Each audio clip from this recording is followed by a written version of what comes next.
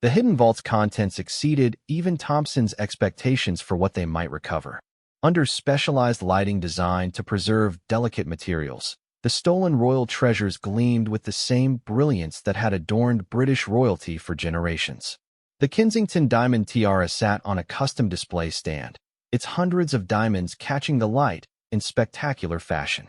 Beside it, the Russian sapphire earrings rested in their original presentation case, while the emerald necklace lay carefully arranged on black velvet. Detective Inspector Collins immediately began photographing each item in its original position before any evidence was moved. The documentation process was crucial for proving that these items were indeed the missing royal pieces and had been stored in Lady Ashworth's private vault. Each photograph would become critical evidence in the prosecution case that would follow. Lady Ashworth's facade finally cracked completely when Thompson escorted her to the vault to witness the discovery. Her carefully maintained dignity dissolved as she saw her hidden treasure trove exposed to law enforcement scrutiny. The realization that her elaborate criminal scheme had been uncovered brought tears to her eyes, though whether from fear, regret, or anger remained unclear. Lady Ashworth, you are under arrest for theft of crown property, conspiracy to commit theft, and handling stolen goods, Thompson announced formally, reading her rights as prescribed by British law. You have the right to remain silent, but anything you do say may be given in evidence against you in court. The arrest procedure proceeded with the dignity appropriate for someone of Lady Ashworth's social standing, though the seriousness of her crimes was unmistakable. Her request for legal representation was immediately granted, and arrangements were made for her solicitor to meet them at Scotland Yard for formal questioning.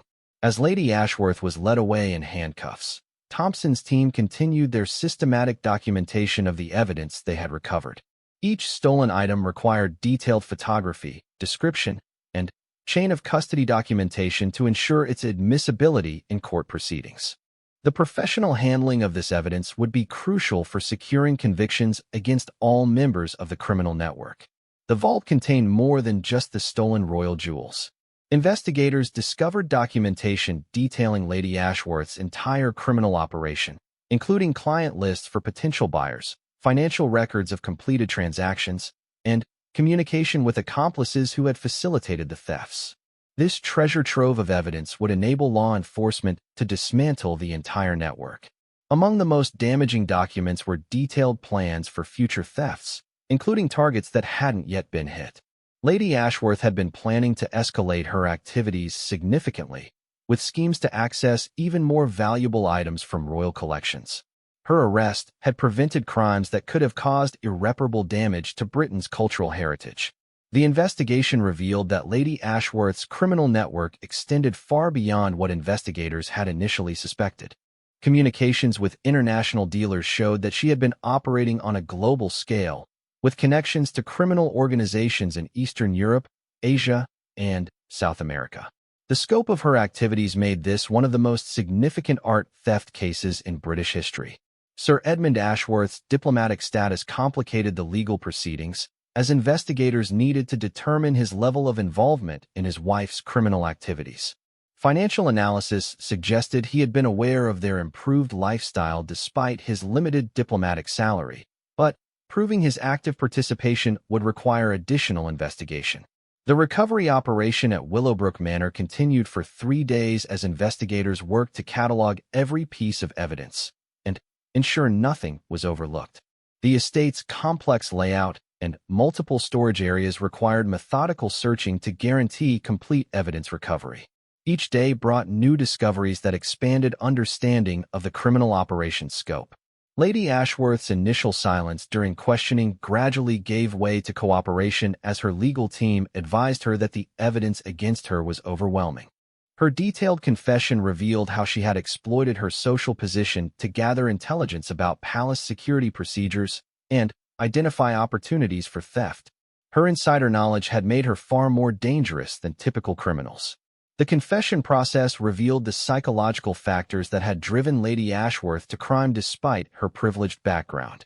Financial pressure from maintaining an expensive lifestyle, combined with a sense of entitlement from her social position, had gradually led her to justify increasingly serious criminal behavior. Her rationalization that she deserved the wealth represented by the stolen items showed how privilege could corrupt moral reasoning. Detective Collins worked closely with royal security officials to assess how Lady Ashworth's methods had exploited vulnerabilities in existing protection protocols. Her analysis led to significant improvements in security procedures, including enhanced background checks for individuals granted access to sensitive areas and improved inventory tracking systems for valuable items. The international aspect of Lady Ashworth's criminal network required coordination with law enforcement agencies in multiple countries.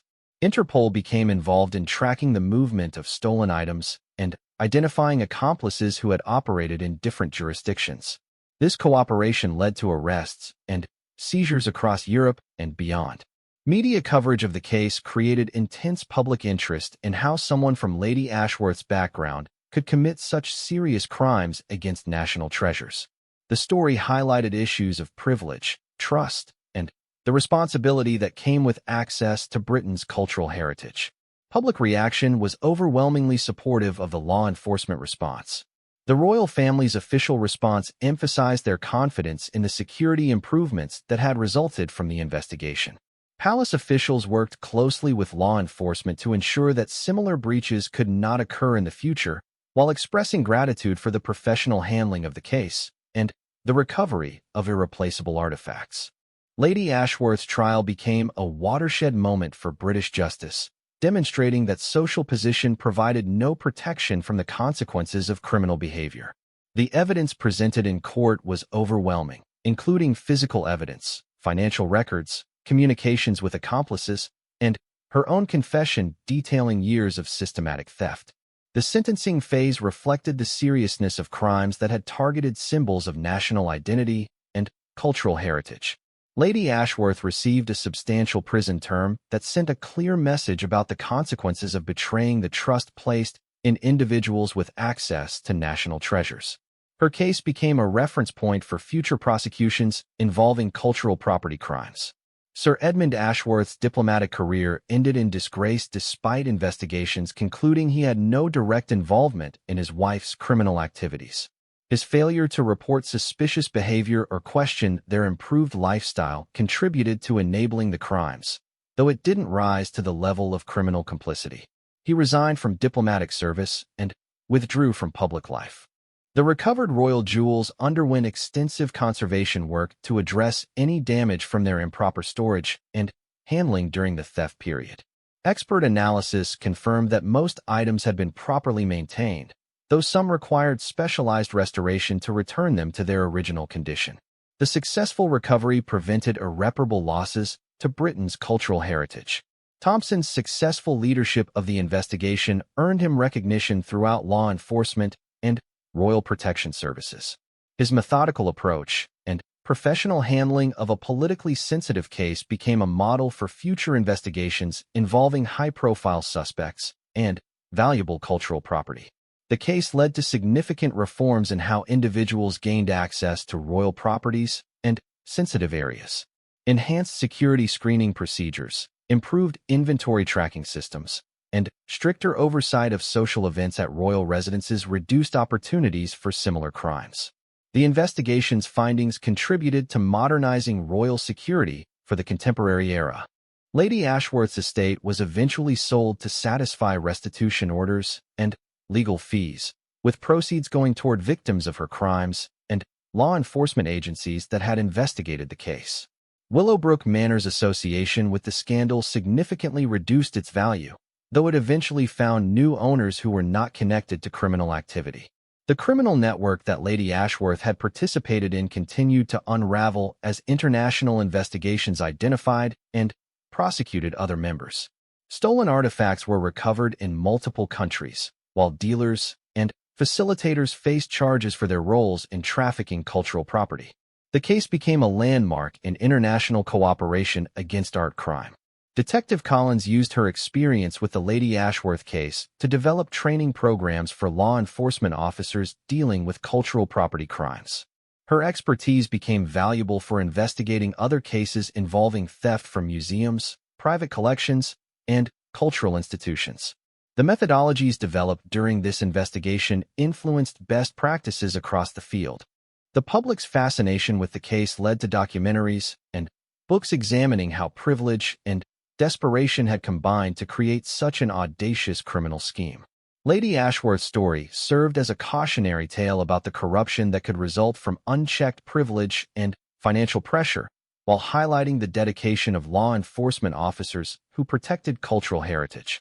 Years after the arrests and convictions, the case remained a reference point for discussions about cultural property protection, criminal justice, and the responsibilities that came with privileged access to national treasures. The successful investigation and recovery of stolen items demonstrated that professional law enforcement could overcome even sophisticated criminal schemes targeting the most valuable cultural artifacts.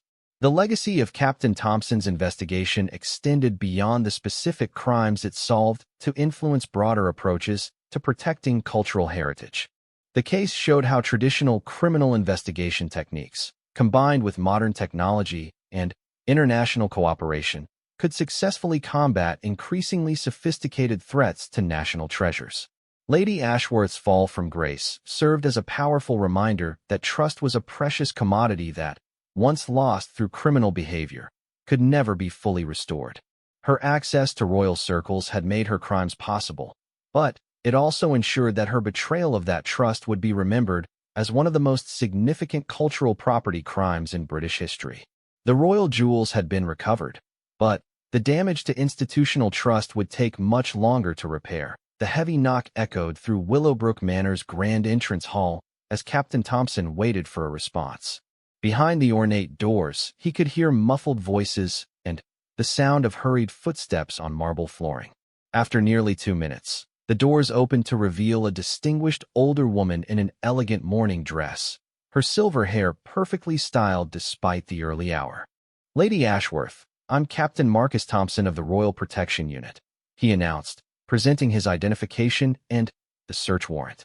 "We have authorization to search these premises in connection with an ongoing investigation into theft of Crown property." Camila Ashworth's face remained composed, though Thompson noticed the slight tremor in her hands as she accepted the warrant documents. Her training in diplomatic circles served her well, maintaining dignity even as her world began to collapse around her. She examined the papers with the practiced eye of someone familiar with legal procedures, her expression revealing nothing of her inner turmoil. "I see," she said finally, her voice steady. "Please come in, Captain. I assume you'll want to conduct this search with minimal disruption to my staff and guests." As Thompson's team entered the manor, they were struck by the opulent interior that spoke of centuries of accumulated wealth. Persian rugs covered polished hardwood floors, while oil paintings of ancestors lined the walls. Crystal chandeliers caught the morning light streaming through tall windows, creating patterns that danced across antique furniture worth more than most people's annual salaries. The team immediately began their systematic search procedure, with each member assigned to specific areas of the massive estate. Detective Inspector Collins had joined them for this phase, her expertise in art and antiques crucial for identifying items that might not be immediately recognizable as stolen Crown property. Thompson observed Lady Ashworth carefully as his team spread throughout the house. Her reactions would be critical intelligence, potentially revealing the locations of hidden items or storage areas. Experienced criminals often unconsciously protected their hiding places through subtle body language or nervous glances. The manor's staff appeared genuinely surprised by the police presence. Mrs. Elena Vasquez, the head housekeeper, provided keys and access codes without hesitation, her cooperation suggesting she had no knowledge of her employer's alleged activities. The gardening staff and maintenance workers showed similar confusion, indicating that Lady Ashworth had kept her criminal enterprise limited to trusted accomplices. Sergeant Rebecca Walsh began searching the main living areas while Constable David Chun examined the library and study. The library was particularly interesting, containing rare books and manuscripts that could easily conceal stolen items or provide hiding places for smaller jewelry pieces. Chin's training in document analysis would help identify any suspicious modifications to book bindings or furniture. The dining room yielded their first significant discovery. Behind a false panel in an antique sideboard, Constable Martinez found a collection of small velvet bags similar to those used for storing valuable jewelry. While empty, the bags showed signs of recent use and contained traces of precious metal particles that could link them to the missing royal pieces. Lady Ashworth maintained her composure as the search progressed, offering tea and cooperation while carefully watching each team member's activities. Thompson recognized this behavior from previous investigations involving sophisticated criminals who understood that appearing helpful could minimize suspicion and potentially influence the search's outcome. The estate's wine cellar proved to be a complex underground facility with multiple chambers and storage areas. Built during the manor's original construction, it featured thick stone walls and climate-controlled conditions ideal for preserving valuable artifacts. Sergeant Walsh discovered that recent construction work had added new storage compartments that weren't shown in the original building plans. Detective Inspector Collins focused on areas where temperature and humidity control would be essential for preserving delicate items. The royal jewels weren't just valuable. They contained historical materials that required specific environmental conditions to prevent damage. Her analysis of the manor's climate control systems revealed modifications that exceeded what would be necessary for wine storage alone. In Lady Ashworth's private study, investigators discovered a sophisticated security system that monitored activities throughout the estate. Computer analysis revealed that certain areas had been deliberately excluded from surveillance coverage, creating blind spots where illegal activities could occur without being recorded. This level of planning suggested the theft operation had been carefully developed over an extended period. The search team's electronics specialist uncovered encrypted computer files that required immediate analysis by Scotland Yard's Cybercrimes Unit. Initial examination revealed communications with individuals whose names appeared in databases of known art thieves and black market dealers. The sophisticated encryption suggested Lady Ashworth understood the need to protect her communications from law enforcement surveillance. Thompson's radio crackled with a report from the perimeter team. They had observed a black sedan making multiple passes of the estate's main gate, behavior that suggested surveillance or potential intervention. The captain ordered increased vigilance and requested backup units to investigate the vehicle's occupants and intentions. The manor's guest quarters revealed evidence of recent occupancy by individuals whose identities didn't match the official guest registration logs. Personal items and clothing suggested that Lady Ashworth had been hosting individuals who preferred to remain unidentified, possibly accomplices in her alleged criminal activities or buyers for stolen goods. Lady Ashworth's bedroom contained a hidden safe behind a portrait of her late father-in-law.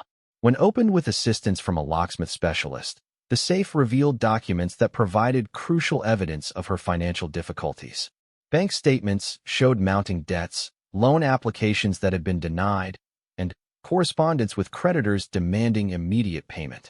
More significantly, the safe contained detailed floor plans of Buckingham Palace, Windsor Castle, and other royal residences.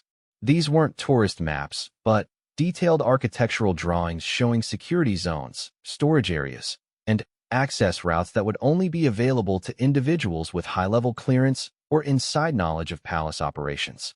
Detective Collins discovered that Lady Ashworth had been photographing palace interiors during social events, using her position as a trusted guest to gather intelligence about security procedures and storage locations.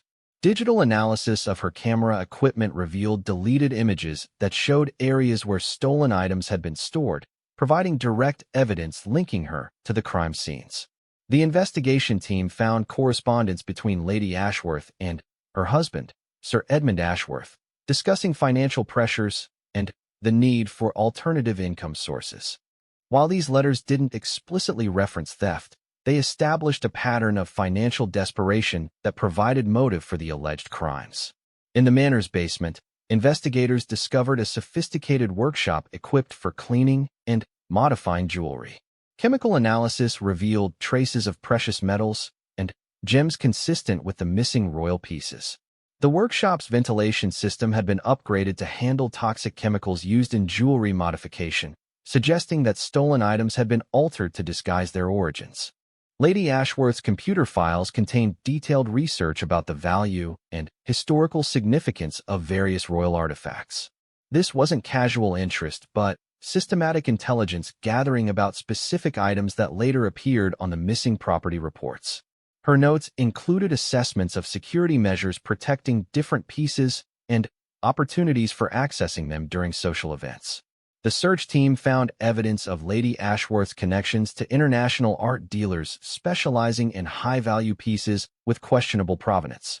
Financial records showed large cash deposits that couldn't be explained by legitimate income sources, suggesting she had been selling stolen items through established criminal networks. Thompson's team discovered that Lady Ashworth had been using her charitable work as cover for her criminal activities. Events hosted at the manor provided opportunities to display stolen items to potential buyers while maintaining the appearance of legitimate social gatherings. Guest lists from these events included individuals known to law enforcement as collectors of stolen art. The investigation revealed that Lady Ashworth's husband's diplomatic posting had been deliberately requested to provide distance from London and reduce scrutiny of her activities. Sir Edmund's absence from the country created opportunities for his wife to operate without oversight, while his diplomatic immunity could potentially complicate prosecution efforts. Detective Collins found evidence that Lady Ashworth had been planning to leave the country permanently.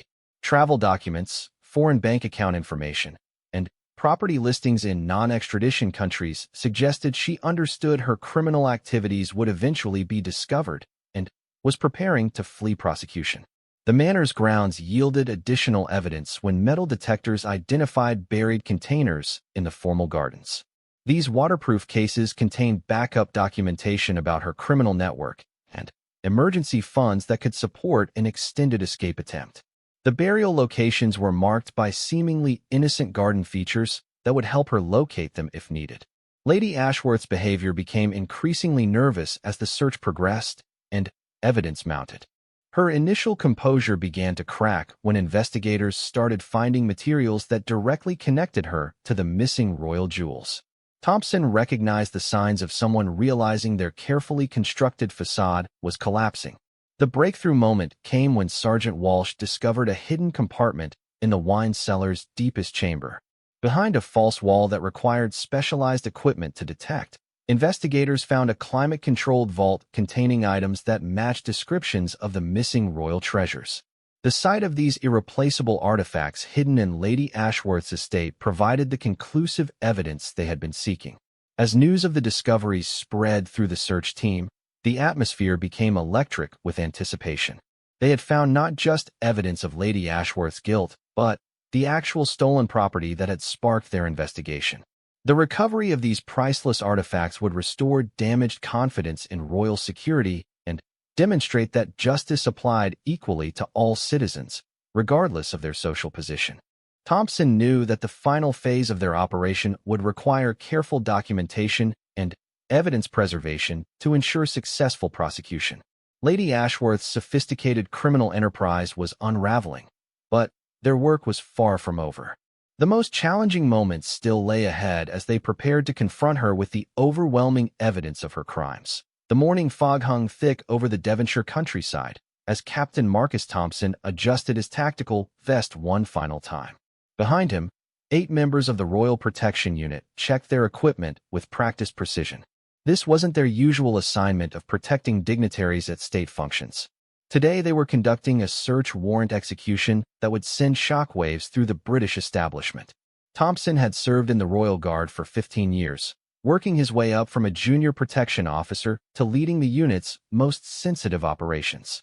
He'd protected prime ministers, foreign heads of state, and members of the royal family itself.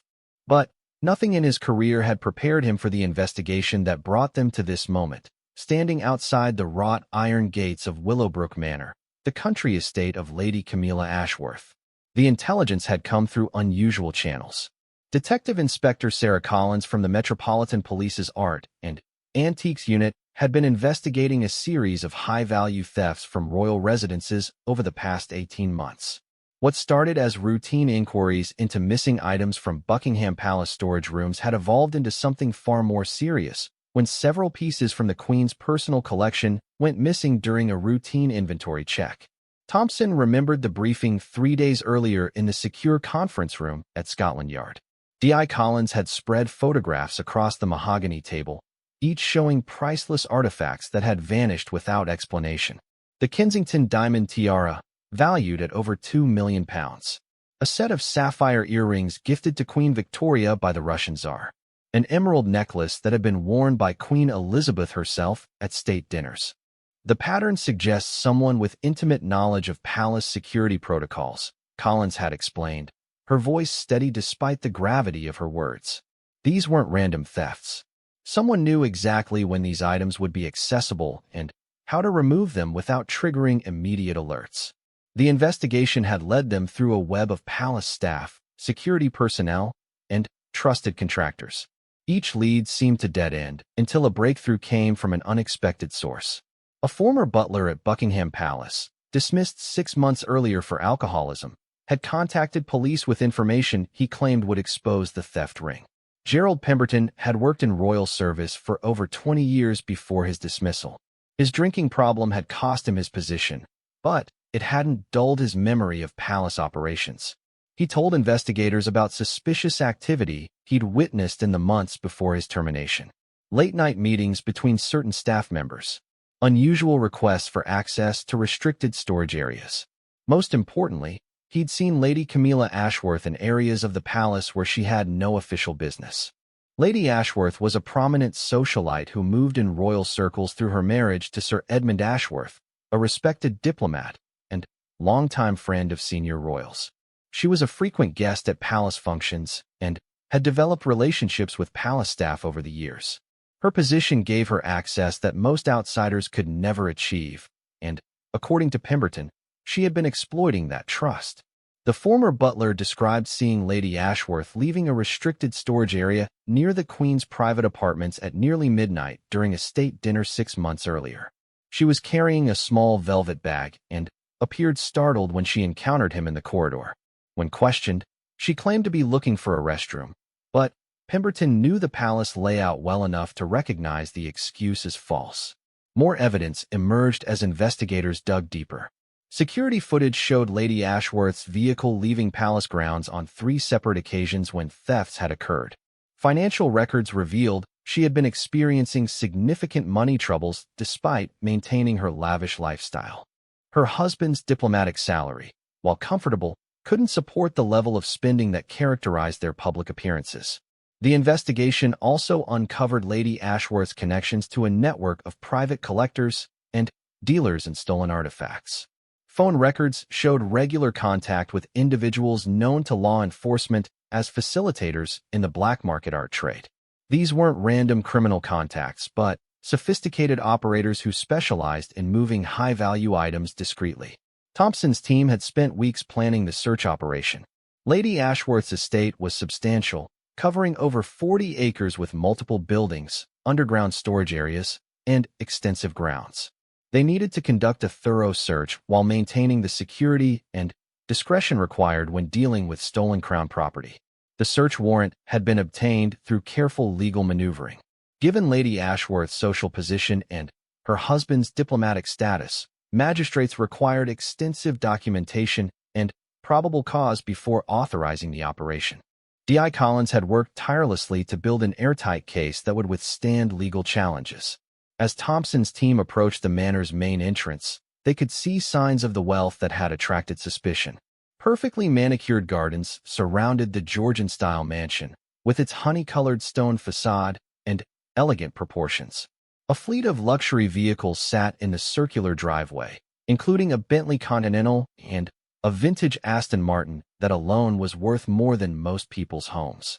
The team's communications specialist established contact with the manor's security system, confirming that Lady Ashworth was indeed on the property. Thermal imaging from their surveillance then showed multiple heat signatures inside the main building, suggesting she wasn't alone. This added complexity to their operation, as they needed to secure any potential evidence while ensuring the safety of all occupants. Thompson activated his radio to coordinate with the perimeter team positioned around the estate's boundaries. Their job was to prevent anyone from leaving with potential evidence while the main search team conducted their operation inside. Given the value of the items they were seeking, even a single piece could be worth millions if Lady Ashworth attempted to move them during the search. The captain had reviewed the intelligence files extensively, studying floor plans of the manor that had been provided by the local fire department. Willowbrook Manor had been built in 1823 and had undergone several renovations over the centuries. Of particular interest were the basement areas and a wine cellar that could provide ideal storage conditions for valuable artifacts. The building also featured several hidden compartments and priest holes that were common in English country estates of that era. Lady Ashworth's background made her an unlikely suspect for such sophisticated crimes, which was precisely what made her so dangerous. Born into minor nobility, she had married well and established herself as a fixture in London society. She served on the boards of several charitable organizations and was known for hosting elaborate fundraising events at her estate. This public profile had provided perfect cover for her alleged criminal activities. The investigation had revealed that Lady Ashworth's financial problems were more severe than initially understood. Her husband's diplomatic posting to Eastern Europe 3 years earlier had reduced their London social presence, but she had continued spending as if their income remained unchanged. Credit card records showed mounting debts and increasingly desperate attempts to maintain her lifestyle through loans and credit extensions. Thompson knew that successful criminals often appeared the least likely to commit crimes, and Lady Ashworth fit that profile perfectly. Her social connections provided alibis and character references that would typically place her above suspicion. Palace security protocols weren't designed to guard against threats from within trusted social circles, making her alleged crimes particularly damaging to royal security procedures. The team's technical specialist had analyzed the security systems protecting the manor, identifying multiple layers of protection that suggested Lady Ashworth was indeed hiding something valuable. Motion sensors, thermal cameras, and pressure plates throughout the property exceeded what would be normal for a private residence, even one belonging to wealthy individuals. As they prepared to approach the front entrance, Thompson reviewed the specific items they were seeking. The missing royal jewels weren't just valuable. They were irreplaceable pieces of British heritage. The Kensington diamond tiara had been commissioned for Queen Alexandra and had been worn at every coronation ceremony for over a century. The Russian sapphire earrings represented diplomatic gifts that symbolized historical relationships between royal houses. The emerald necklace held particular significance because it had been the Queen's personal favorite, worn at state dinners and official portraits throughout her reign. Its disappearance had been discovered during preparations for a state visit, causing considerable embarrassment and requiring last-minute adjustments to planned ceremonial protocols. Thompson's radio crackled with confirmation that all team members were in position. The perimeter was secured, surveillance equipment was operational, and backup units were standing by at the estate's main gate.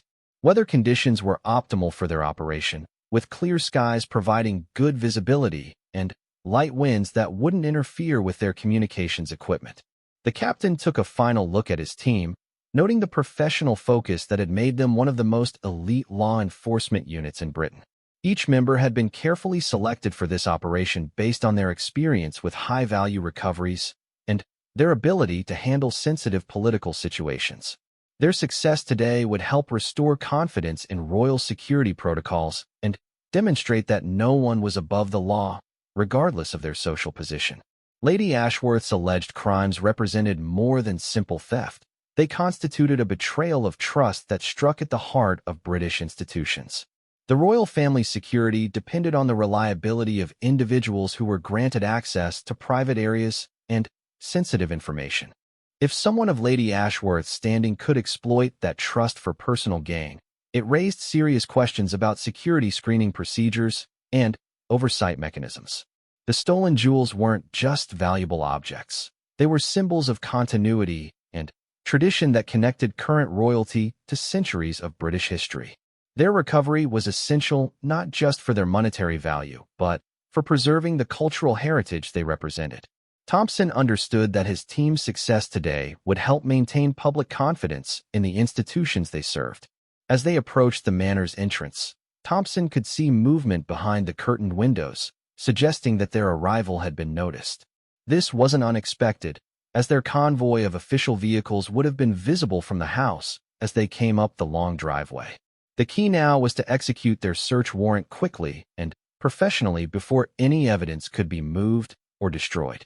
The massive oak doors of Willowbrook Manor stood before them, their brass hardware gleaming in the morning sunlight. Beyond those doors lay answers to questions that had puzzled investigators for months, and potentially millions of pounds worth of stolen royal treasures. Thompson raised his hand to knock, knowing that the next few hours would determine whether their months of careful investigation would yield the evidence needed to solve one of the most audacious theft schemes in modern British history.